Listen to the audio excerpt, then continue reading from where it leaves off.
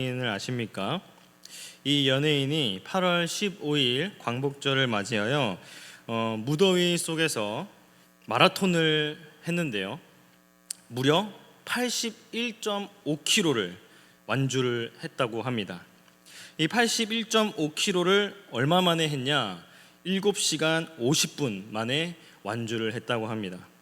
이 션이라는 연예인은 보통 러닝을 많이 하기로 유명한데요. 매년 8.15 광복절을 맞이하여 81.5km를 마라톤을 한다고 합니다. 이러한 도전은 단순한 기록을 경쟁하기 위함이 아니었습니다. 이 션이라는 연예인은 한 독립유공자와 그의 후손을 돕겠다라는 분명한 목적 하에 이 마라톤을 완주했었고, 실제로 약 23억 원의 가량의 모금이 모여서 실질적으로 이 독립유공자의 후손들을 도울 수 있게 되었다라고 합니다.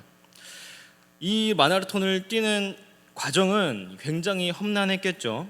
50km쯤 되었을 때는 뒤꿈치 통증으로 인해서 멈추기도 했고, 그리고 다시 뛰기를 반복했다고 합니다. 그리고 65km 지점에서는 햄스트링이 굳어서 부축을 받기도 했다고 합니다. 그럼에도 이 션은 이쯤 되면 이제 생각이 단순해집니다. 완주를 하겠다는 마음으로 뛰겠습니다 라면서 끝까지 이 목표를 완주했다고 합니다. 여러분, 인생의 고난도 이와 같습니다. 이유를 알지 못하고 목표가 없다면 이 고난은 그저 가혹한 형벌처럼 느껴집니다. 하지만 고난의 이유와 하나님께서 주신 목표를 우리가 분명하게 알게 되면 우리는 이 고난을 끝까지 이기고 견딜 힘을 얻습니다. 바로 이런 흐름 속에서 고린도후서 1장에서 바울은 고난 속에서도 하나님의 위로가 임한다라는 그런 큰 원리를 말해주면서 오늘 본문인 8절과 11절에서는 이러한 원리를 어떻게 터득을 했는지, 그리고 자신이 어떤 고난을 겪었고 하나님께서는 어떤 위로를 주셨으며 결국에는 우리 성도들에게, 특히 고린도 교회 성도들에게 어떤 유익을 가져다 주는지를 구체적으로 설명합니다. 따라서 오늘 말씀을 통해서 고난이란 무엇인가, 그리고 고난의 목적은 무엇인가, 우리에게 고난이 주는 영적 유익은 무엇인가를 분명히 깨달아서 고난을 통해 하나님이 주신 사랑과 은혜를 삶으로 실제로 누리는 시간이 되기를 소망합니다. 그렇다면 바울이 겪은 고난은 무엇이었을까요? 오늘 8절에 보면 아시아에서 당한 환난이라고 합니다. 바울이 말하는 이 아시아에서 당한 환난은 에베소 사역 중에 겪었던 사역을 가리킵니다. 그 고난은 살 소망까지 끊어지고 사형 선고를 받은 줄 알았다라고 표현할 만큼 극심한 것이었습니다. 사실 바울은 이미 수많은 매질과 투옥, 그리고 여러 위협 속에서 온갖 고난을 경험한 사람입니다. 그럼에도 오늘 본문에서는 그 모든 세부 사항을 길게 내려놓지 아니하고 상대적으로 단순하게만 기록하고 있습니다. 이 점을 통해서 알 수 있는 것은 바울이 이 고린도 후서를 작성하면서 강조하고자 하는 것은 자신의 고난을 하소연하거나 억울함을 토로하는 데 있지 않다는 사실입니다.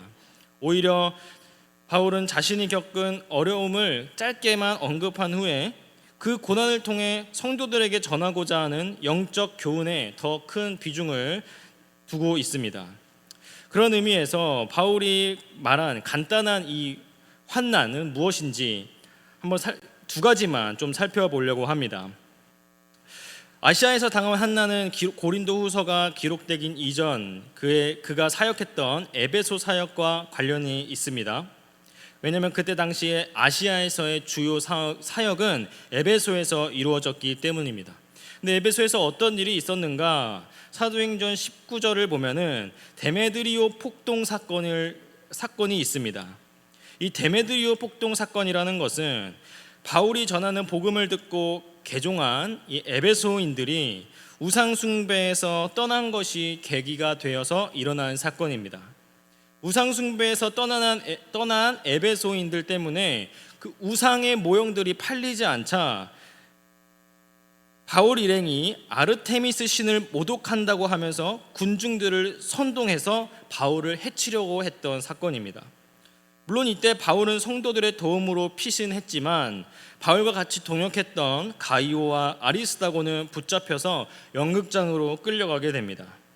다행히 이 과정에서 서기장이 개입해서 정식 재판 절차가 없음을 이유로 군중을 해산시켰고, 여기까지의 이야기가 사도행전에서 기록된 에베소 사건의 내용입니다. 기록된 것만 이 정도지 실제로 바울이 이 상황을 통해서 심각한 위협이 있었다라는 사실을 알 수 있습니다. 두 번째는 동족 유대인들의 집요한 방해였습니다. 폭동 사건 이후에 유대인들은 자신들에게도 불똥이 튈까 두려워서 오히려 바울을 모함하고 괴롭혔습니다. 그래서 바울은 사도행전 20장 19절에서 이렇게 말합니다. 곧 모든 겸손과 눈물이며 유대인의 관계로 말미암아 당한 시험을 참고, 이때 당시 상황을 바울이 회상하고 있었다라는 거죠. 유대인들의 핍박으로 인해 어려움을 겪고 있었다라는 것입니다. 이러한 괴롭힘은요, 이후에 예루살렘에서 체포되어서 죄수의 몸이 될 때까지도 결정적인 역할을 하게 됩니다. 이처럼 바울은 에베소에서의 군중들의 살해 위협, 그리고 유대인들의 방해 공작의 여러 가지 고난을 통해서 그런 어려움들을 견뎌야만 했습니다. 다시 말하지만 바울은 자신의 고난을 변호하고 하소연하려는 것이 아니라 오히려 고난 자체보다 고난이 안겨주는 위로와 영적 유익을 강조하고 있습니다. 10절 말씀을 보면 바울이 받은 유일한 위로를 여기서 고백하고 있습니다. 그가 이같이 큰 사망에서 우리를 건지셨고 또 건지실 것이며 이후에도 건지시기를 그에게 바라노라. 여기서 우리는 바울이 말하고자 하는 두 가지 핵심을 발견할 수 있습니다. 첫 번째, 고난은 여전히 계속된다라는 것입니다. 유대인들의 반발과 핍박은 고린도 교회에서도 예외가 아니었습니다. 이전에 살펴봤다시피 이 문제 때문에 고린도 교회 안에서는 큰 소동이 일어났고 파벌이 생겼고 부도덕한 행실이 만연하여 바울의 진리를 따르던 성도들이 어려움을 겪었습니다. 이러한 어려움을 안고 찾아온 성도에게 바울이 무슨 말을 하는 것입니까? 그 어려움은 계속될 것이라는 겁니다. 마치 이별의 아픔을 겪고 온 청년들에게 힘들어, 괜찮아, 너가 아까워 이렇게 위로를 하기보단 며칠간 슬플 거야, 이겨내, 당연한 거야, 밥도 못 먹을 거고 잠도 못 잘 거야 라면서 말하는 거와 같다라는 거죠. 우리는 여기서 고난이란 무엇인가 라는 사실을 짚고 넘어가야 할 필요성이 있습니다. 여러분, 고난이라는 것이 무엇입니까? 대개 고난을 자신에게 찾아온 불행이나 가능한 빨리 벗어나야 하는 장애물로 세상의 고난과 동일하게 여기는 경우가 많습니다. 그래서 고난이라고 하면은 떠오르는 단어가 어려움, 힘듦이라는 거죠. 하지만 그것은 성경에서 말하는 고난이라고 할 수 없습니다. 성경에서 말하는 고난은 단순한 재앙이 아닙니다. 하나님의 자녀에게 신앙 훈련을 하는 과정이며 특별히 하나님의 자녀들이 겪는 환난이라는 것을 기억해야 합니다. 그래서 바울이 사도행전 14장 22절에서는 뭐라고 말합니까? 우리가 하나님 나라에 들어가려면 많은 환난을 겪어야 할 것이라. 또한 예수님은 뭐라고 말씀하십니까? 요한복음 16장 33절 말씀 보면 세상에선 너희가 환난을 당하나 담대하라, 내가 세상을 이겼노라. 또한 베드로 사도는 이렇게 말합니다. 베드로전서 4장 12절 13절 말씀 보면 너희를 시험하려고 오는 불시험을 이상한 일 당하는 것 같이 여기지 말고 그리스도의 고난에 참여하는 것으로 즐거워하라. 다시 말하면 고난이라는 것은 하나님 나라에 들어갈 자녀들이라면, 거룩한 성도라면 이상하게 여길 것이 아니라 오히려 즐거워해야 할 것이며 마땅한 것이라는 겁니다. 여러분, 우리에게는 고난이 있습니까? 우리에게 어려움들이 있습니까? 다시 말하면 하나님 나라에 들어가기 위한 환난이 있습니까? 그렇다면 우리는 계속될 고난을 이상하게 여길 것이 아니라 오히려 즐거워야 할 줄 믿습니다. 왜냐하면 그러한 고난은 계속될 것이기 때문입니다. 바울이 10절에서 말하고자 하는 첫 번째 핵심은 고난은 여전히 계속된다라는 것이었습니다. 그러면 두 번째 핵심은 그러나 건지실 하나님을 소망해야 한다라는 것입니다. 10절에서 바울은 건지실 하나님을 소망하고 있습니다. 바울의 이 고백은 현재 고난에서 벗어나게 해달라고 요청하고 있지 않습니다. 이는 하나님이 현재 건지실 것을 확신하고 있다라는 말입니다. 이것은 바울이 현재 지금 이 순간에도 고난 가운데 있음을 알 수 있습니다. 미래에도 환난이 계속될 것을 예상하고 있다라는 것이죠. 바울은 자신의 삶이 환난을 피할 수 없는 삶이라는 사실을 알고 있었습니다.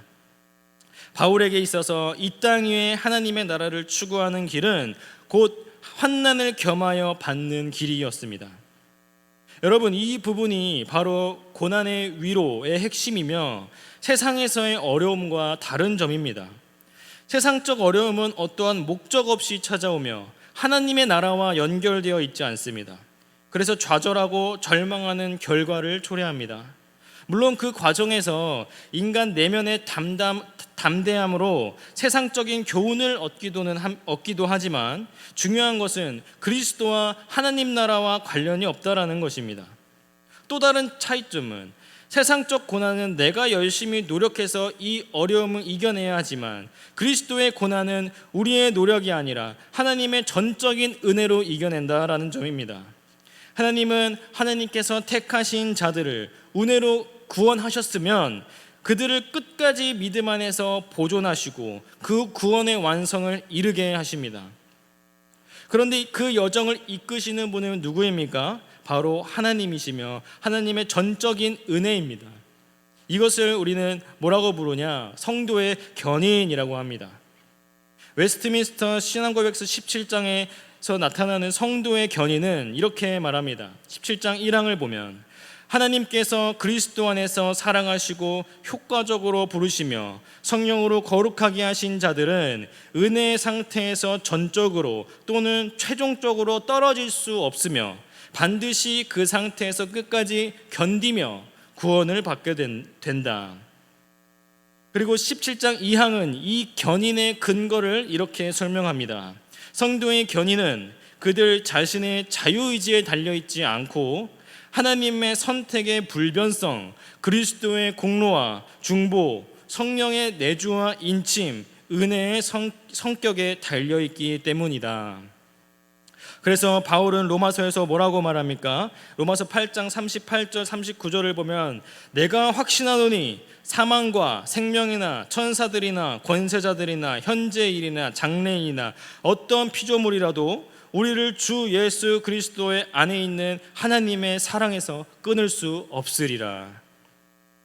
정리하자면 바울이 10절에서 이같이 큰 사망에서 우리를 건지셨고 또 건지실 것이며 이후에도 건지시기를 그에게 바라노라 라고 말한 것은 하나님의 자녀로서 겪는 고난은 곧 하나님 나라와 관련이 있기 때문에 그 고난이 우리와 하나님 사이를 끊어낼 수도 없으며 우리를 그 믿음 안에서 끝까지 보존하셔서 구원의 완성에 이르게 하시는 견인의 은혜를 소망해야 한다는 점을 강조하고 있는 것입니다.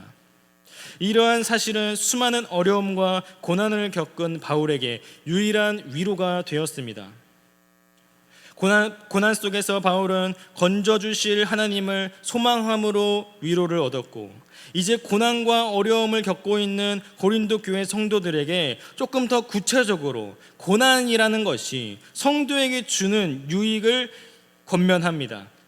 그 고난의 유익을 9절 하반절과 11절에서 나타내고 있는데요. 고난의 유익은 딱 세 가지로 정리가 됩니다. 첫 번째, 자기 자신을 의지하지 않게 된다라는 점입니다. 9절 하반절을 보면 이는 우리로 자기를 의지하지 말고 라고 말합니다. 바울은 데메드리오와 성난 깡패 같은 군중들을 그리고 집요한 유대교인들을 데메드리오 일당 쪽으로 편향되어 있는 그런 로마 법정 등에서 자신이 할 수 있는 것은 아무것도 없다라는 것을 깨달았습니다. 이것을 하나님은 이런 것을 원하신 것입니다. 이것이 바로 바울에게 고난을 주신 목적 중에 하나였습니다. 고난의 정의를 알지 못한다면 이 어려움을 내 힘으로 이겨낼 수 있다라고 착각합니다. 마치 세상에서 겪는 어려움을 내 힘으로 이겨냈던 것처럼 말입니다. 하지만 성도로서 그리스도를 따르며 생기는 연단은 절대 우리의 힘으로 이겨낼 수 없습니다. 우리의 힘으로 이겨내려고 하니까 그 고난이 힘들고 어려워지는 것입니다. 우리의 힘으로 안 된다는 것을 깨닫고 세상을 의지하지 않고 사람을 의지하지 않기 위함이 고난의 첫 번째 목적이자 우리에게 주는 유익입니다. 두 번째 유익은 죽은 자를 다시 살리시는 하나님만 의지하게 된다라는 것입니다. 여러분, 우리 자신의 연약함을 깨달아 하나님만을 의지하는 은혜가 있기를 소망합니다. 그렇기 위해서는 우리는 어둠 속에 있어야 합니다. 그래야 참 빛을 볼 수 있습니다.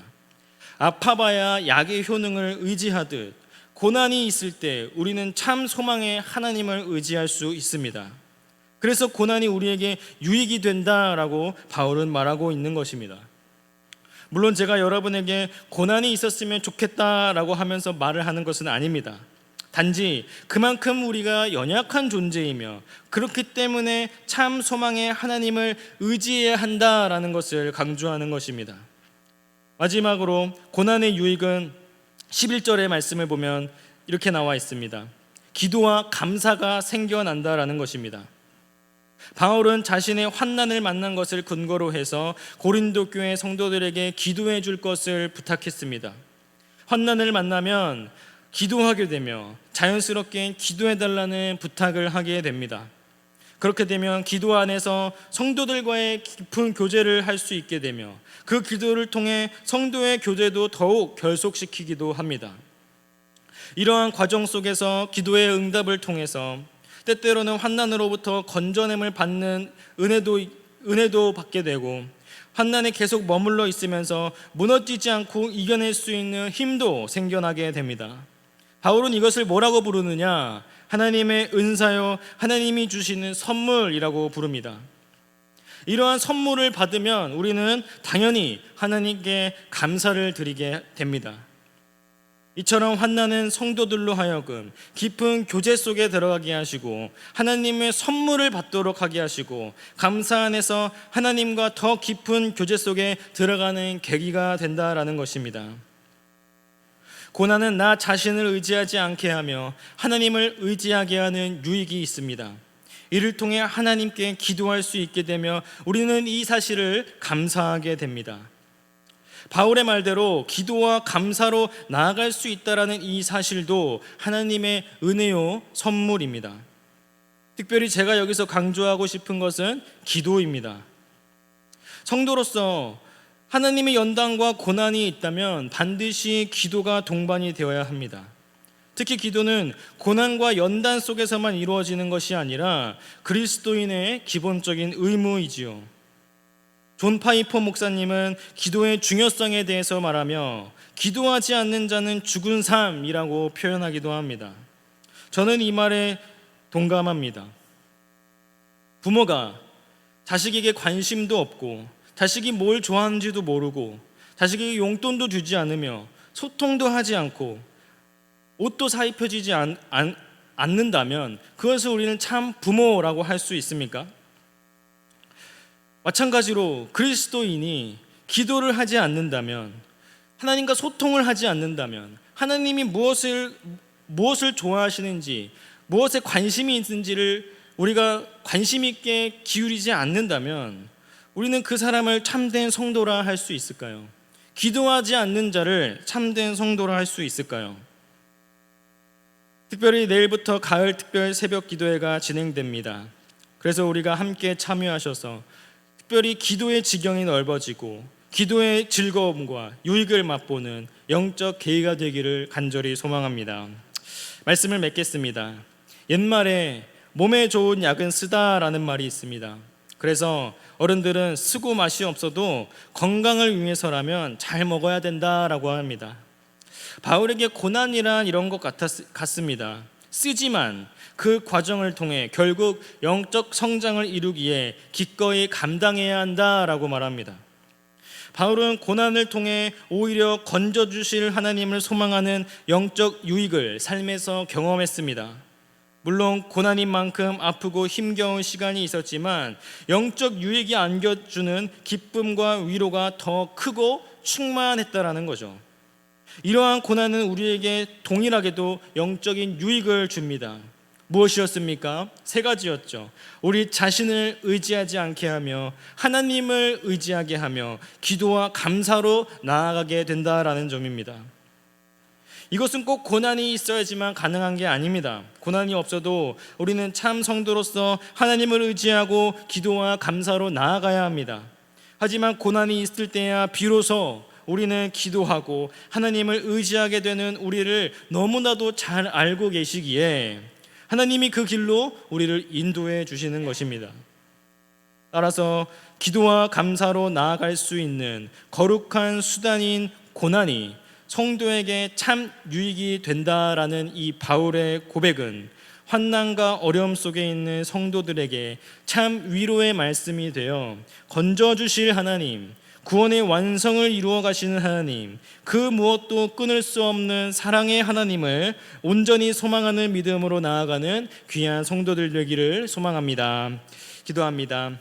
하나님, 우리에게 어려움과 고난이 있습니까? 하나님, 그것을 통해 주님께 더욱 나아갈 수 있도록 인도하여 주시옵시고 오히려 우리가 기도와 감사로 주님 앞에 나아가 우리가 참 즐거움과 참 기쁨을 맛볼 수 있는 은혜로 인도하여 주시옵소서. 감사하며 예수님의 이름으로 기도드립니다. 아멘.